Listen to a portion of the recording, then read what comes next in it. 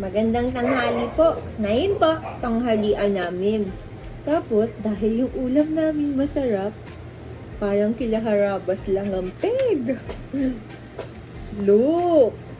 Okay, pinadalan po kami ng isa naming friend, si Champy.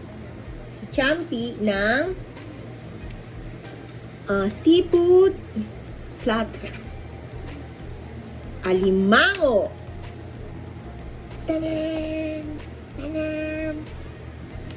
Meron po kami pang kanire. Ano ang tawag dito? Tahong po. Tahong. Tapos, meron ding hipon. Nung nagkasakit ako, feeling ko wala talaga akong allergy sa hipon at sa seafood. Kaya lang ako hindi makahinga dati, may bukol ako sa ilong. Feeling ko ganun. Kaya ngayon, kain tayo ng seafood. Pero, kalma-kalma lang. Isa-isang hipon lang. Tapos, isang malaking kalahating alimango. At mga iba pa. Pero, meron din po ang gulay. Adobong sitaw. Suka.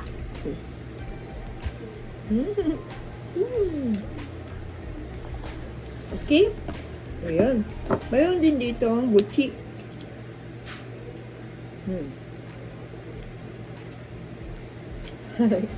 Kain ko tayo. Punat. Harap po, no? Grabe. Madala po po ni Champy. Ngayon na. Huwag po kayo mag-alala, may naka-ready po anti-allergy, if ever. Pero nung mga nakaraang araw po, kumakain na rin ako ng hipon. So, feeling ko nga, ganun lang po siya. Wala talaga akong, hindi talaga ganun. Kasi nung bata ako, hindi naman po ako allergy dito eh. Kasi taga Mindoro ko, maraming hipon po doon. Saka marami rin alimango, di ba? At actually, meron pa po akong isang kinakain. Kasino? Sarap.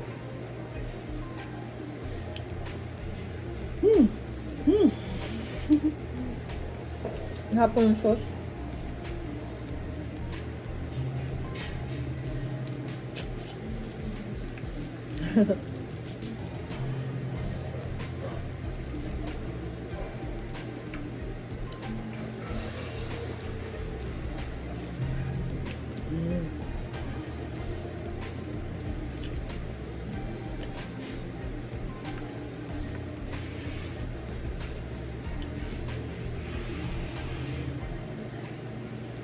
Harap po ng luto.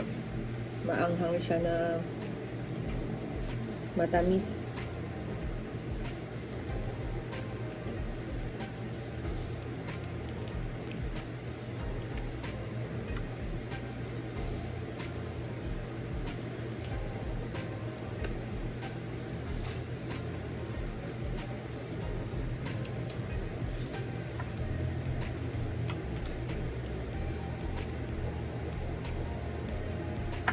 Medyo maanghang po pero sakto lang.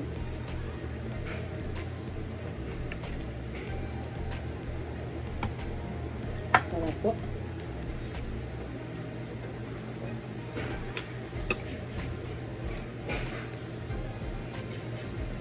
Lately lang po ako talaga yung pagana ng kumain. Dati, naka-stuck ako sa weight na 49.50. Last Wednesday, nagtimbang po ako, 53 na. So, dahil kakain ako ngayon, baka 54 na ako.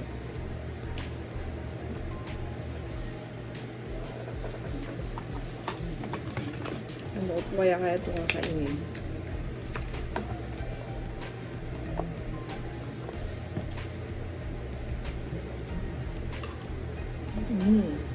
Diba? Laki. Yung mukbang po, no? Kita nyo, may kamay na isa, no? Yung mukbang.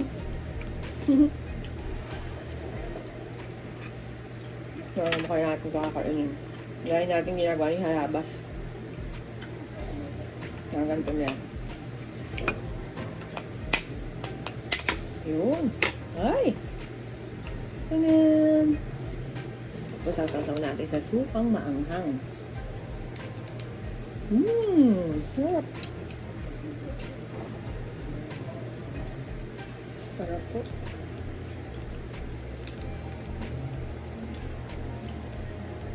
Ano pa naman?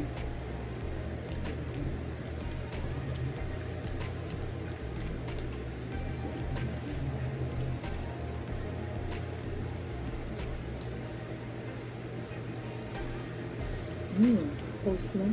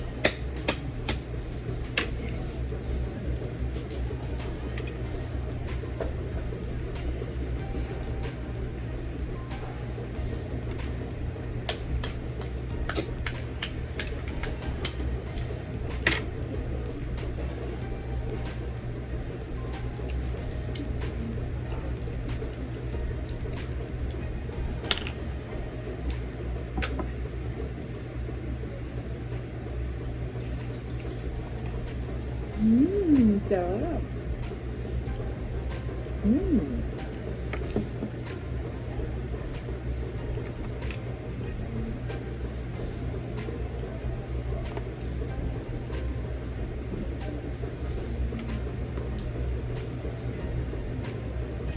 Tahong po. Kain po.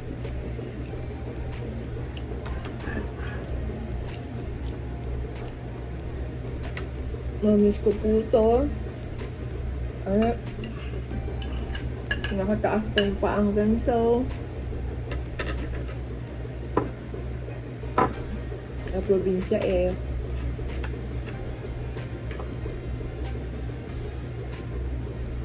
Lagi pong kumakain madami.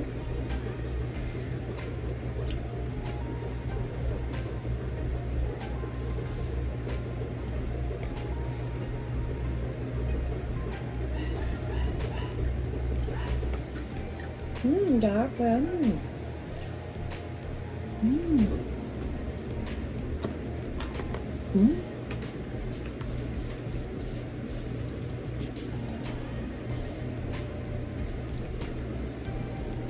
Harabas, baka naman. Alam mo na, hindi mo gamit eh.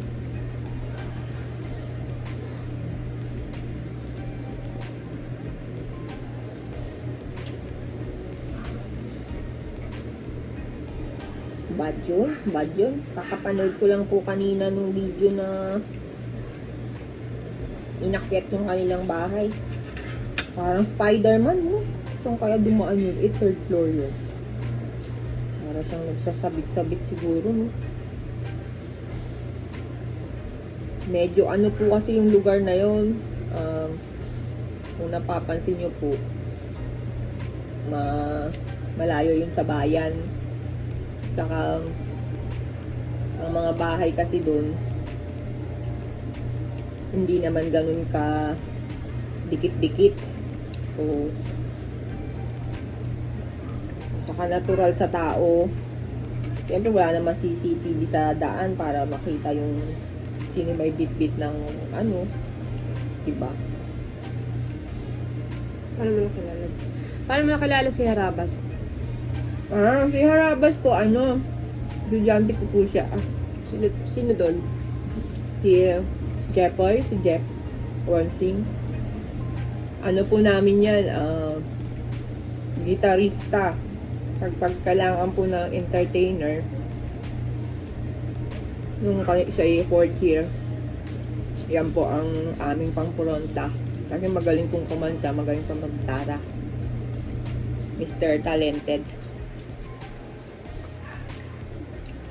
Paano kayo nag-reunite ni Jeff? After graduation? Ngayon. Ngayon? Wala lang. Laki naman kami, friend naman kami sa FB. Anong masasabi mo sa mga basher mo dahil kay Rabas? Basher. Okay lang po yun. Di naman nyo rin po. Hindi ko naman din kayo kilala. Hindi nyo naman po ako kilala. Pero kasi nung sila 4th year, si mama niya yung uma-attend ng mga meeting. Mama niya po. Actually, si Senior Harabas po, hindi ko nakita sa school. Lagi ko po nakikita ay si Mami Harabas. Ay, mama po nila. Kami po ay saka si Juby, yung si Shake Girl, estudyante ko rin po. So, kung mapapansin nyo, ay madalas niya rin po ako nababanggit. Parehas po silang amities, parehas silang section 1. At ako po yung advisor ng section 1.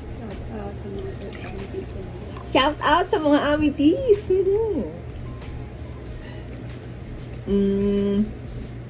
Bale, ilang taon ba ako nagturo? Parang 5 taon lang. Kasi nag-masters na po ako. At yun, after graduation ni Harabas, nakita kami dito sa Manila. Nung nandito siya sa Manila, nagkape kami sa, naalala mo, Harabas, nag-kape tayo sa Philippine Heart Center sa Figaro. Diba? Ang secret natin. Yun yung bago ata sila mag-abroad. Okay, so mga 2000,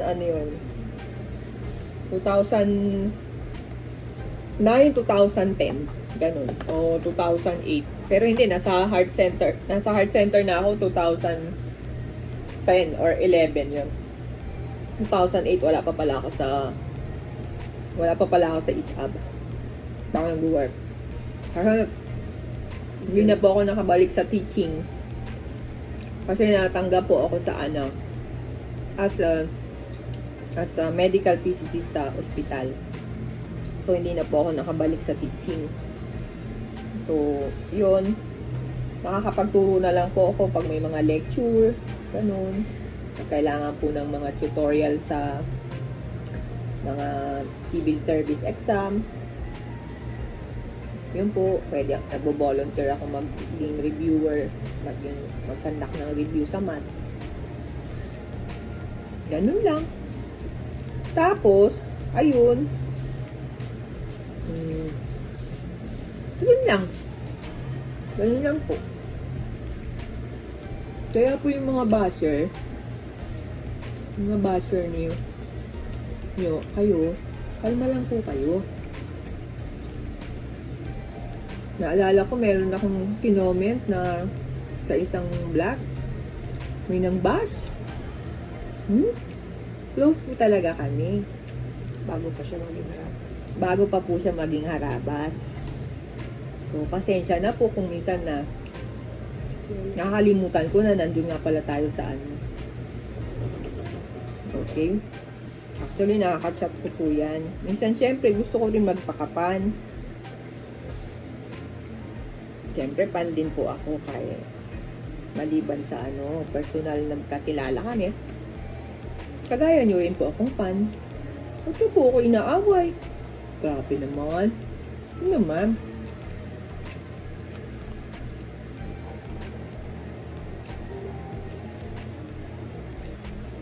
Yun. Ay, nga pala po, ngayon lang po ako, thankful po ako sa mga nag-subscribe dun sa aking YouTube channel. Malapit na po yun ma-monetize. Hindi po ako masyadong nakakapag-upload ngayon kasi medyo, alam mo yung mga side. Back to work na po ako kahit once a week lang. And meron po kasi akong training simula nung October 25 hanggang November 19. So, hindi ko po masyadong nakaharap. Meron pa nga po akong assignment na hindi ko pa nagagawa. And, yun nga, yung once a day ko na work, meron na rin. So, medyo, once a week pala, once a day, sorry, once a week. Isang araw lang po ako nakakapasok. Yun lang po ang inalaw sa akin. Okay. Harvest po, sa December, may pustahan kami ni Shake Girl. Natalo po ako doon. Ang pustahan po namin ay mag-aano po ako, kakain ako ng madulas. Kasi, yun, yung kinain nila na madulas. Kasi po, ang pustahan namin ni Shake Girl, yung kakagawa lang ng kanyang YouTube. Sabi ko, pag naka 10,000 ka in 2 days, inaano ko eh. Friday ata yun kung nagsabi. Sabi ko, makaka 10,000 ka niyan, pustahan tayo. Sabi niya, hindi yan ma'am. Sabi niya, hindi makaka 10,000 ka niyan. Ganun. So, naka 10,000 siya, tutalo ako. Ba't pa ako pala talo doon, UB? Ako pala ang panalo doon eh. Parang, ano? Parang ako ang panalo doon ah. Parang mali ah. Yan. So, puntahan natin si Harabas. Okay, mag-live tayo sa December. Okay? So, yun, tapos mag Q&A kayo. Tanungin nyo si Harabas. So, thankful po ako sa inyong lahat. Kasi, actually, buwan-buwan po, pinapadalan po ako ni Harabas. Napadala niya po ako ng pang-merienda. Hindi, pang-tustus po sa mga gamutan ko na tuloy-tuloy. Ayun po, ang status po ng aking mga cancer cells. Actually, clear, sabi ng doctor ko, clear na po yung PET ko. Wala na actually cancer cells sa katawan. Pero, it's very aggressive po siya, yung cancer cells. So, preventive po ang aking iniiwasan po namin na ng doktor ko, ni Doktora Catherine B. Hernandez na mag-reoccur. Yun po. Mag-check up ako sa Lunes. Yun. Na anong gagawin after nitong last 3 chemo. Nagtatlong chemo po ulit ako. Kaya ulit ako nakalbo. Yung last chemo ko, yung October 7. Okay, so November na po ngayon. Mag-evaluate. Nag-PET ako last 2 weeks ago. Ayun, nag-PET po ako last 2 weeks ago. Webes, last Thursday. So far, okay naman po yung PET. So, pero yun, preventive. Sa susunod na mga panahon, pag po okay na, akyat po tayong bundok. So, makikita niyo po kung paano maging lagalag. Si lagalagnaguro. Okay? Yun. Nabusog po ako. Ang dami po pong natira. Takot din po akong ubusin kasi baka totoong allergy nga ako sa mga ganito. Pero hindi naman. May preventive po tayo. Minom ako ng antihistamine bago po ako kumain. Isang piraso lang. Okay. Magulay na lang po tayo. Actually, meron din po kaming tusino. Galing ng probinsya. The best tocino in the Philippines. From Mindoro. Totoo po yan. Kaya po pag kayo namasyal doon sa amin, sa Mindoro, sure na sure po ako na ang iba iuwi yung pasalubong ay tocino't langgonisa. At sure na sure po ako, magpustahan pa tayo po. At lalabanan po namin ang mga pinakamasasarap na longganisa at tocino sa Pilipinas. Ilalaban po namin yan. Dahil sadya pong masarap ang aming mga tocino at longganisa roon. Okay? Okay pa? Ayon. Ano pa po ba? Ayun.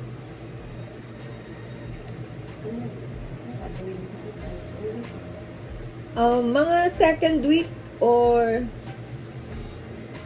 2 days after ng first week. Mga ganon. Mga sa second week or third week, uwi po akong probinsya sa Mindoro po. Tapos, papahuli po ako ng hipon kay Harabas. Char lang. Pero po sure po, kami ni Shake Girl, meron kaming gagawin. Si Mr. Harabas kasi medyo busy yun eh. So, mahirap yun. Pero parang gusto ko pong sumali sa dagat. Kasi, I can swim po. Kasi pag taga Mindoro, magaling lumangoy. Kasi dagat po kami eh. Magaling po akong lumangoy. So, pag po ako pinayagan ni Harabas, edi sali po ako doon sa kanilang dagat. Doon po sa Team Ilog, pwede din po, pag pinayagan po tayo ni Harabas, tayo ang kanilang camera girl.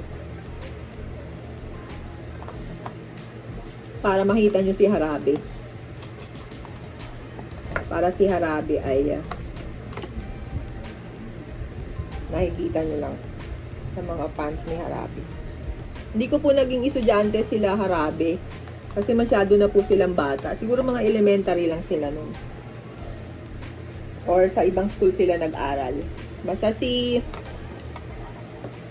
Yubi saka si Jeff is advisory class ko po silang dalawa. Si Dalaman po is kasing edad ko ata si Dalaman. So, hindi ko po magiging estudyante. Pero nung time na college sila, nandun pa ako noon, nung pag-graduate nila. Naku, nanonood pa po ako sa plaza ng Battle of the Band ng mga yan. War! Yung mga ganun po mga kanta nila. Gusto po kumaintindihan. Pero nanonood po kami. Kasi support yan eh. Sa gym namin noon.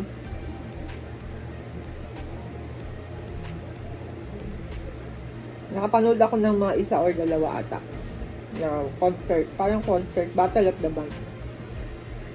Nila Haraba. Nila Jeff. Kasi pag yung time na college sila, siyempre po, ang mga barkada ko, mga estudyante ko rin dati. Dahil nagturo po ako sa 21 years old lang po ako. So, ang mga tanda ko lang yan kila Jeffoy. 6 na taon, gano'n. Yung una kong batch na tinuruan po, ang tanda ko lang 5 taon. 5, 4, ganun lang. Si 17 sila, magto-21 ako, ganun. Or magto-22 ako. Kasi, nag-board ako, nagturo pa po ako ng 1 taon dito sa Manila bago ko umuwi. So, 21 ako, mga ganun. Okay. Kahapon, may surprise ako kay Shake Girl.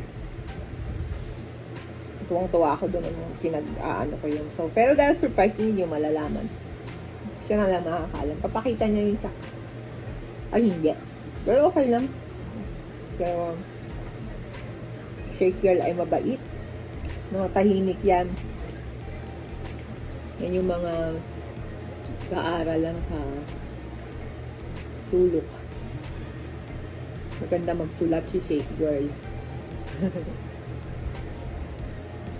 Okay? Ayun ba? Sa susunod, pagkain natin itong talaba at mga alimango na to, huli na nila harabas sa kanila, Mr. Nice Guy. Si Mr. Nice Guy. Actually, hindi pa pa po nararating yung bahay nila. Malayo yun eh. Kahit yung bahay ngayon na kinatatayuan ng actual na bahay nila harabas, malayo. Dun sa bukid namin, medyo malapit. La Curva sa Nuta. Medyo malapit. Yung Mapaya, malayo po yun. Ang mga estudyante ko po noon, mga malalayong panig ng aming bayan.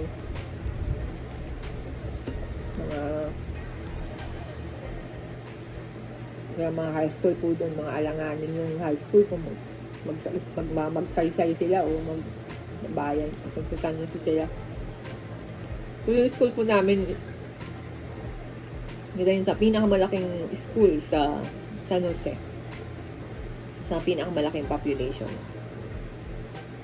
So saka kami po yung division leader school. Andun po yung mga malulupit na mga teacher ko. Actually, mga teachers ko din. Yung mga co-teachers ko. Mga former teachers ko din po sila. Doon din po ako graduate. Doon din po ako graduate sa pinag-graduatean nila Harabas ng high school. Hindi ko lang alam kung kabats ko si Dalaman. Pero hindi. Kasi transfer lang din ako ng third year. Galing po sa private school. Pero dun po ako graduate sa school na graduate nila. Tapos po nung college, mapalad na nakarating sa lungsod ng Maynila at nakapag-aral po ng education sa PNU po, sa PNU Manila. Ayun, P6 po ang aking major. Kaya medyo marunong po ako sa math. Pero kung hindi po ako nakarating ng Maynila, malamang sa hindi, accountant po ako. Dahil dream course ko po yan. Kaya nga po yung kapatid ko ang nag-accounting eh. CPA na po siya ngayon. Ako po, yun ang pangarap ko, maging CPA. Naging accountant.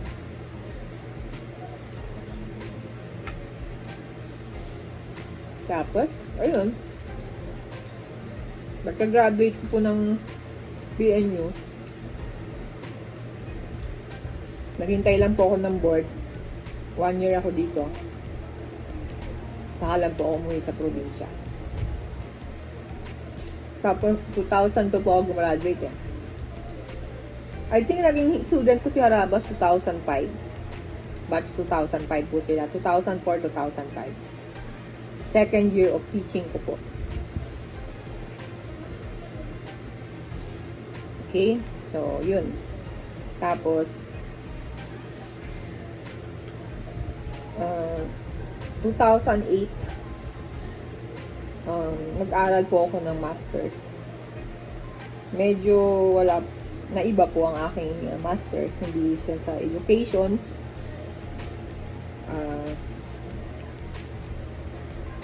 Hindi po ako nakapag-masters ng education, so hindi na po ako nakabalik. Ang masters ko po ay medical physics. Applied physics major in medical physics sa UST. So, ako po yung nakakapag-aral para sa kaalaman na lahat dahil sa scholarship. Hindi po kami mayaman. Ang aking tatay po ay magsasaka. Ang aking nanay ay parang ano po to, parang kay Mrs. Sarabas. Ang aking nanay po ay guro. Kaya ang teaching po ay ano sa akin, malapit.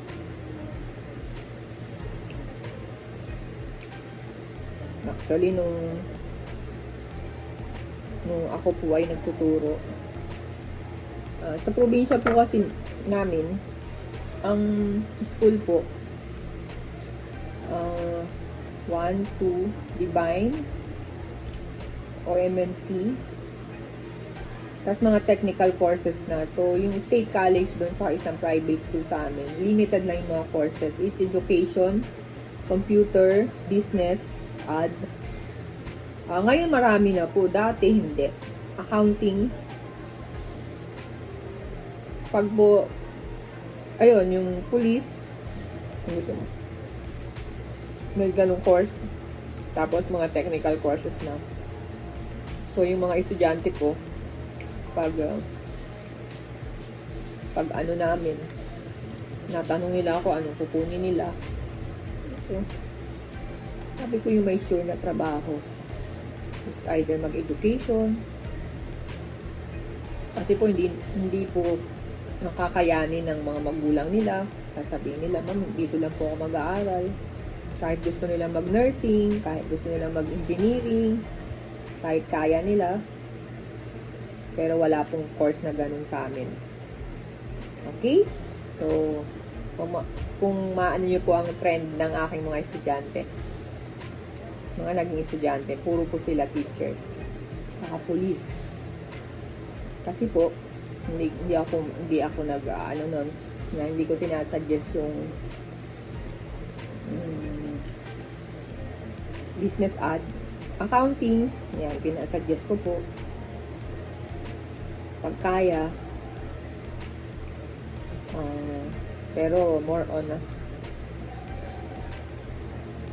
kasi nasa private school din yung accounting, so malaki din yung gagastusin. So pag sa state college rather, education, so pwede po kami magtayo doon ng school. Actually, turo kami lahat. Nakakatuwa po. Pwede kayo magtayo ng tutorial center nila, Juby. Pag nag-iniipon ko po sila, nakikita ko po sila tuwing